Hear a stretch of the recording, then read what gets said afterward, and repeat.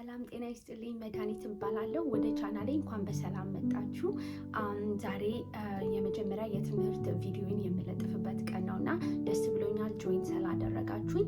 የዚህ ቻናል ዋናው ዓላማው የክርስቶስን ፍቅር በዓለም ዙሪያ ሁሉ ለመናገር እና ከዛ ደግሞ በእግዚአብሔር ቃል እርስ በራሳችንን ለማነጽ ለመበረታታት በእግዚአብሔር ቃል ለማደግ ነው። የቻናሉ ዓላማ እሱ ነው። ዛሬ የማካፍላችሁ ቃል ያለው ሁለተኛ ነገሥት ቁጥር 3 ከ15 ጀምሮ ያለው ነው የማካፍላችሁ። በዛ ውስጥ እግዚአብሔር እኔን ያስተማረኝን እኔን ደግሞ በጣም ያጽናናኝንና ያጸናኝን ቃል ነው የማካፍላችሁ።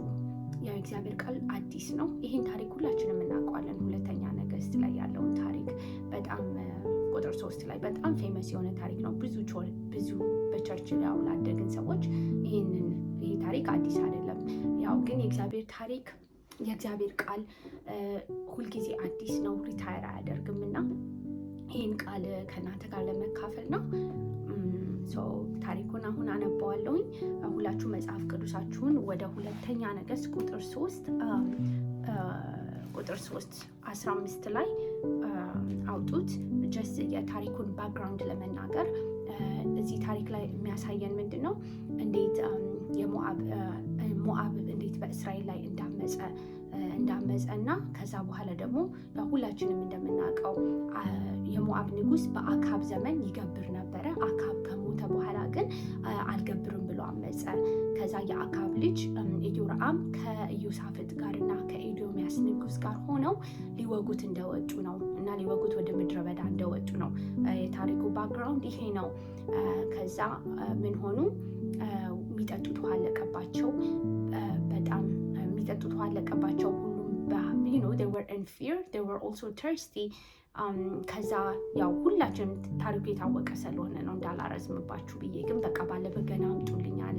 በመሀል ኤልሳ ነበረ። በዛ በኩል ኤልሳ ሲያመልኩ የእግዚአብሔር ቃል መጣና ለእኔ በጣም ስታንድ አውት ያደረገልኝ መልእክት ነው እና ከ15 ጀምሬ ነው የማነበው።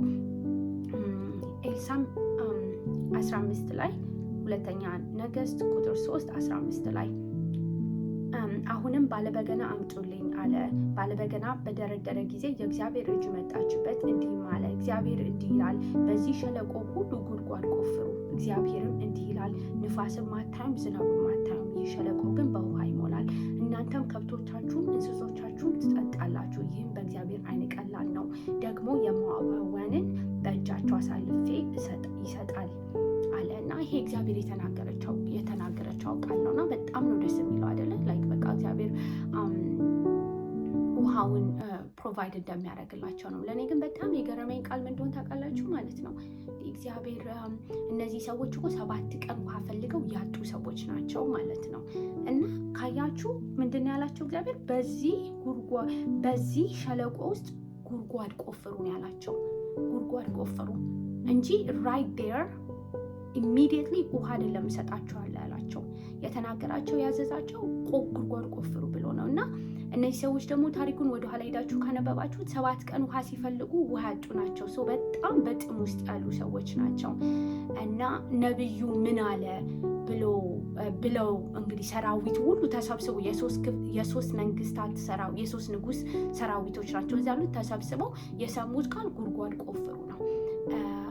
እና ደግሞ ነገ ቀኑን አልነገራቸውም መቼ ውሃ እንደሚመጣ፣ ግን በቆፈሩት ጉድጓድ ውሃ እንደሚሞላ ነው እግዚአብሔር የተናገረው። ንፋስ ማታየም ዝናብ ማታየም፣ ይሄ ጉድጓድ ግን በውሃ ይሞላል አላቸው ማለት ነው። እና በጣም አስቡት ያለውን ዴስፕሬሽን ማለት ነው። እና ያው ታሪኩ እንደምናውቀው በማለዳ ከመስዋዕት ሰዓት በኋላ ውሃ መጣ። ውሃው ሸለቆስ ሞላ። እና ለእኔ በጣም ስታንድ አውት ያደረገልኝ ነገር የሆነ አንዳንድ ጊዜ በህይወት ማለት ነው በጣም የምንጠማበት ነገር ሊኖር ይችላል አይደለ? በጣም ሜቢ ስራ አግኝቼ በቃ ጌታ ስራ ቢሰጠኝ ወይ ደግሞ ጌታ ቤት ቢሰጠኝ ልንል እንችላለን። ወይ ጌታ ትዳር ብቻ ቢሰጠኝ እቺን ብቻ ጌታ ቢያደርግልን ብለን በህይወት ተጠምተን የምንፈልገው ነገር አለ። እግዚአብሔር ግን አንዳንዴ ሲመልስ ማለት ነው ኢሚዲየትሊ አይደለም። አንዳንዴ ያው እኔ በህይወቴ ካየሁት ነው የምነግራችሁ። ኢሚዲየትሊ አይደለም የመለሰላችሁ። የጥማቱን እንትን ኢሚዲየትሊ የሚያቋርጥ ነገር ሳይሆን የተናገራቸው ትእዛዝ ነው ያዘዛቸው። እና መታዘዝ በጣም ኢምፖርታንት እንደሆነ ነው ከዚህ ውስጥ ያየሁት። በቃ ቢመቸኝም ባይመቸኝም እግዚአብሔርን የጸለይኩትን መለሰልኝም አልመለሰልኝም አድርጊ የሚለኝን በማድረግ ውስጥ አንደኛ ተአምራት አለ፣ ተአምራት ይመጣል። ሁለተኛ ደግሞ በቃ እዛ ጋር ቆፍሩ ሲላቸው ባይቆፍሩ ኖሮ ውሃው ሲመጣ መያዣ አይኖራቸውም። ስለዚህ ሚራክሉንም ማየት አይችሉም ማለት ነው ባይታዘዙ ኖሮ ማለት ነው። ሶስተኛ ደግሞ ይሄ ውሃ ምንድን ነው? በቆፈሩት ጉድጓድ ገብቶ ውሃው በመጣ ጊዜ በጠላታቸው ካምፕ ምን ሆነ? እንደ ደም አንጸባረቀ ነው የሚለው ፀሐይ ሲነካው። እና በጠላታቸው ካምፕ ኮንፊውዥን ሆነ፣ ድፊት ሆነ። ስለዚህ እግዚአብሔርን በመታዘዝ ውስጥ በረከት ብቻ ሳይሆን ድልም አለ ማለት ነው። ስለዚህ አሁን እኔ ለሁላችንም የምጸልየው ምንድን ነው? ራሴን ጨምሮ እግዚአብሔር የመታዘዝን መንፈስ እንዲሰጠን፣ እግዚአብሔር የሚለንን በማድረግ ውስጥ ያለውን ድል እንድናገኝ በቃ እግዚአብሔር ይሄንን መንፈስ እንዲያበዛልን እጸልያለሁ። እግዚአብሔር አባት ሆይ ስለዚህ ቃል እናመሰግናለን በጌታ በኢየሱስ ክርስቶስ ስም። አባት ሆይ ቃሉን በሚሰሙ ሁሉ ላይ እግዚአብሔር የመታዘዝ መንፈስ እንዲወድቅ እጸልያለሁ። እግዚአብሔር አባት ሆይ በህይወት በተጠሙበት በማንኛውም ነገር እግዚአብሔር ሆይ አንተን በመታዘዝ ድል እንዲያገኛቸው ጸልያለሁ። በጌታ በኢየሱስ ስም አንተን በመታዘዝ እርካታ እንዲያገኛቸው ጸልያለሁ። አባት ሆይ በኢየሱስ ስም ከዚህ ቃል የተነሳ ብዙዎች ይጽናኑ።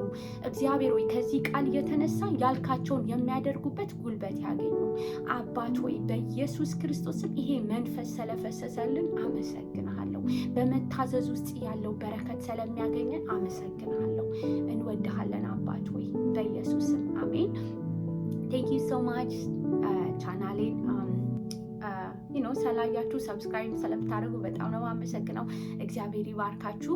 ከዚህም በኋላ እንደዚህ ዋንስ ነው ዊክ እመጣለሁኝ እግዚአብሔር ያስተማረኝን ሼር ለማድረግ እና በቃ መልካም ቀን ይሁንላችሁ። እግዚአብሔርን በምትጠብቁበት ቦታ ሁሉ ጸንቶ መቆም ይሁንላችሁ። መዲ ነኝ። አመሰግናለሁ። መልካም